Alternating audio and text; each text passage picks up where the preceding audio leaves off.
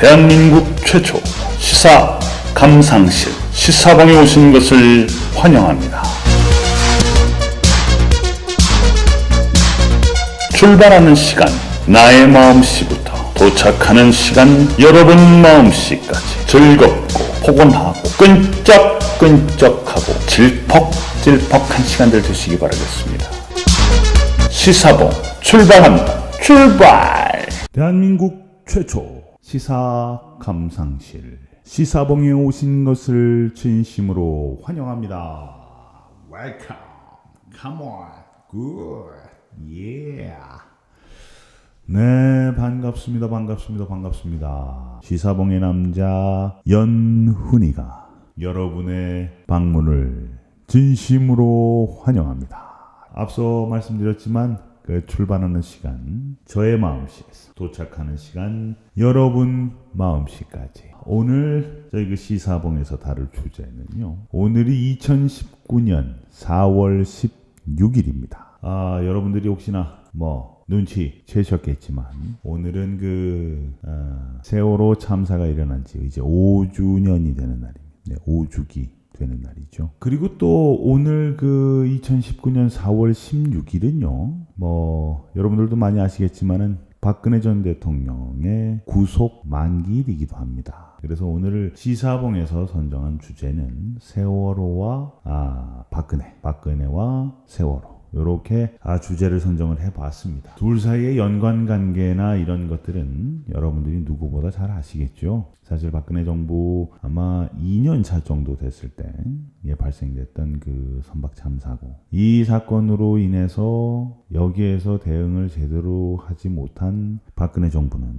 이후에 사실 참 많은 어려움을 겪습니다. 이러저러한 다른 이유들도 많이 있겠습니다만은 박근혜 정부가 정말 참 안 좋은 결말을 맞게 된 데는 이 세월호 참사가 그 시발점이 되지 않았나 하는 생각이 듭니다. 물론 그 이후로도, 그 이전과 그 이후로도 많은 일이 있었습니다만. 그래서 사실 오늘 2019년 4월 16일 오늘은 참 많은 생각을 하게 되는 날이기도 합니다.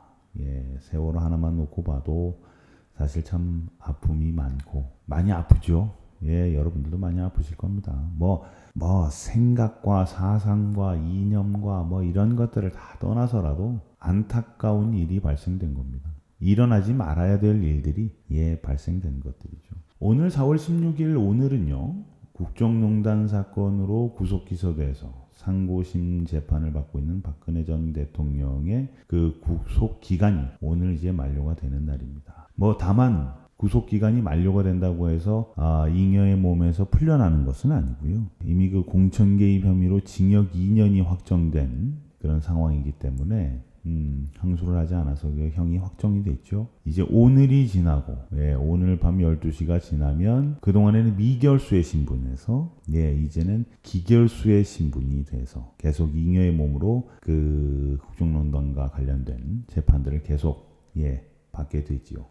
이것과 관련해서 실검에도 많이 떠오르고 실검에도 많이 떴고 해서 저희가 자소로 조사를 좀 해보니까요. 법원에 의하면은 그 뇌물수수 등 혐의로 2심에서 그 징역 25년과 벌금 200억 원 등을 선고받은 박근혜 전 대통령은 지난 9월에 대법원에 상고심이 접수가 됐고, 이후 10월, 11월 그리고 올해 2019년 2월에 그 구속기간이 연장이 됐습니다. 그래서 심급별로 재판마다 그 구속기간이 연장이 최대 3번만 가능하죠. 그래서 사실 이번이 그 만료되는 것이 3번째입니다. 원래 원칙적으로는 구속 상태에서 재판받는 거는 이제 종료가 되는 거죠. 다만 이제 박근혜 전 대통령이 지난해 그 11월에 예전에 지금은 자유한국당인데 예전에 그 새누리당에서 그 공천과 관련해서 공천 개입과 관련한 혐의로 징역형이 확정된 상태이기 때문에 구속기간이 만료되더라도 석방되지는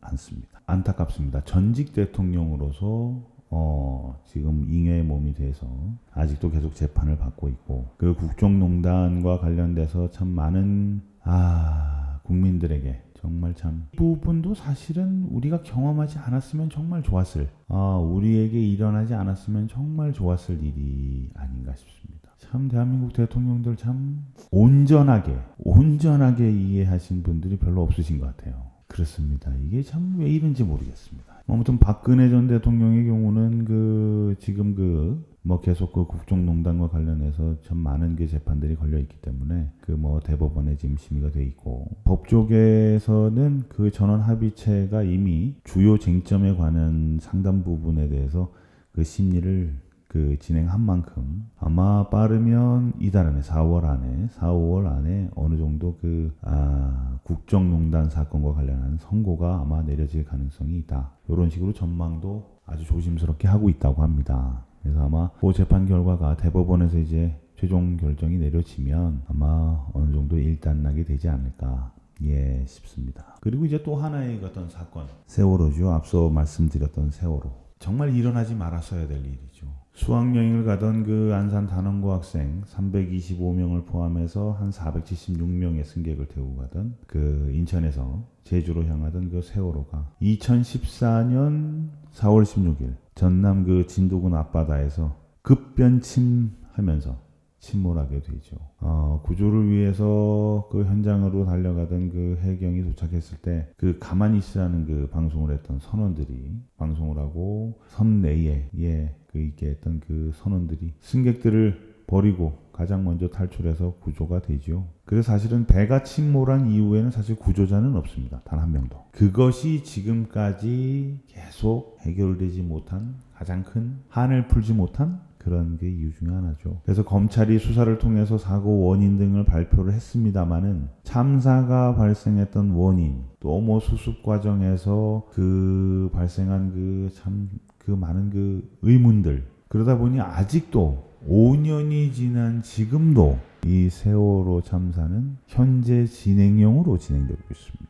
그동안에 어떤 일이 있었고 어떤 일이 발생됐고 또 어떻게 진행됐고 하는 것들은 참 많은 언론 보도를 통해서 많은 국민들, 그리고 이 방송을 보시는 모든 분들이 다 아마 저 연훈이보다도 아마 더 훨씬 많이 알고 계실 거라고 봅니다. 사실 저희 시사봉에서는 그 많은 부분 중에서 한 가지 좀 짚고 넘어가야 될 필요성이 있는 부분, 그 부분을 한번 얘기를 해보고자 합니다. 참 조심스러운 부분이기도 하고, 자칫 잘못하면 연훈이가 아주 많은 욕을 먹을 수도 있는 그런 부분이기도 하죠. 근데 한 번은 짚고 넘어가야 되지 않겠나 싶어서 연훈이가 오늘 시사봉에서 한번 용기 내서 말씀 한번 들어볼까 합니다. 오늘 드릴 말씀은 다른 거는 아니고요. 2014년 4월 16일에 발생돼서 사실은 그동안에 검찰에서도 수사를 하고 특조위도 해서 계속 수사를 하고 계속 끊임없이 했는데, 유가족들이 최근 어제죠. 4월 15일 어제 원인 규명을 다시 주장을 하셨고, 5년이 지난 이 시점에서 원점에서 다시 시작하자 하는 부분들도 말씀하셨고, 책임자 명단도 사실은 발표를 하셨습니다. 책임자 명단도 박근혜 전 대통령을 비롯해서 김기춘 전 비서실장, 우병우 비서관 했고, 당시 해양수산부 장관, 또 황교안 법무부 장관 비롯해서 해경청장, 많은 분들을 10수명의 그분들을 명단을 발표를 하셨습니다. 그걸 참 보면서 참 왜 아직도 5년이라는 시간이 지났는데 왜 아직도 저런 주장들이 아직도 변함없이 끊임없이 나오고 있는 건가? 왜 그런가 도대체? 세월호 4주기 합동 연결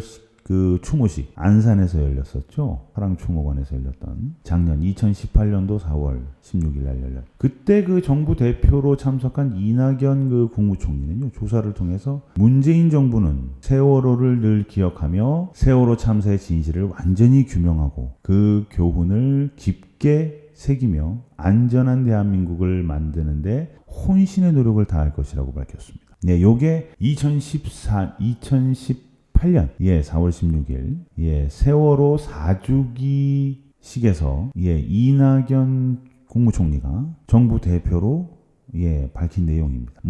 사회적 참사다, 특별조사위원회를 해서 활동을 재개했다, 이렇게 얘기들을 하죠. 이번 세월호 5주기 기억식에서는 유훈혜 부총리 겸 교육부 장관이 정부 대표로도 얘기를 합니다. 조모 행사에서 이야기를 하지요. 세월호 참사 5년이 지났는데 대한민국은 아직 그 많은 희생이 왜 일어났는지 진실을 밝히지 못하고 있다. 유가족과 국민들 앞에서 세월호의 완전한 진상규명을 다시 한번 다짐한다. 세월호의 진실을 반드시 인정할 것이다. 예, 요렇게 얘기를 했습니다. 뭐 박근혜 정부 때는 그렇다 그렇다 손 치자고요. 뭐 당사자고 뭔가 감추고 싶은 게 뭔가 있었다 손치시자고요. 근데 문재인 정부가 지금 출범한 게 뭐 이제 뭐 몇 개월 된 것도 아니고 2년이라는 시간이 지났는데 아직도 이런 행사 석상에서 뭐 세월호를 기억하겠다, 뭐 진실 규명을 하겠다 하시라는 얘기죠. 진실 규명 좀. 사실은 세월호 이 사건 참사 이후에 어떤 그 국민적인 어떤 그 성원, 그 어떤 뭐 그런 것들을 통해서 사실 박근혜 전 대통령이 탄핵되고 그래서 탄생된 정부 아닙니까? 물론 적폐청산도 필요하고 하는 것도 다 필요한데 무엇보다 먼저 우선시 사실 처리해야 될 문제가 바로 이 세월호 문제 아닐까요? 과연 문재인 정부에서 뭘 가지고 도대체 지난 1년, 2년 동안 뭘 했나 사실 싶습니다. 예, 최근 그 5주기를 맞이해서 각 언론 매체에서 세월호 그동안의 진상규명과 뭐 책임자 처벌 이런 내용들을 가지고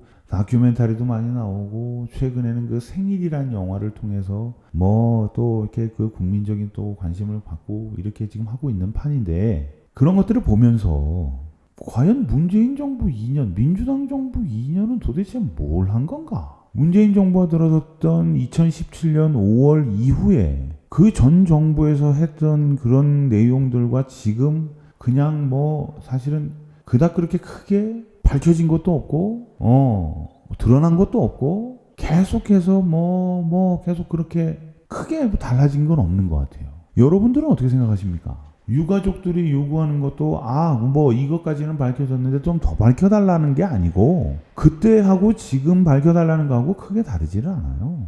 예를 들어서 진짜 어떤 그 반대 의견을 가지신 분들이 얘기하시는 것처럼 뭐 다른 뜻이 있는 건지 아니면 또 다른 우리가 알지 못하는 또 다른 뭐가 있는 건지 아니면 진짜 뭘 밝힐 게 없는 건지 정말 참 안타깝다는 생각이 듭니다. 박근혜 정부나 자유한국당이 집권을 했다면 계속 끊임없이 시민단체가 됐던 뭐가 됐던 끊임없이 계속 요구하는 것이 맞는데 안 밝혔을 테니까 문재인 정부, 민주당 정부는 그렇진 않잖아요.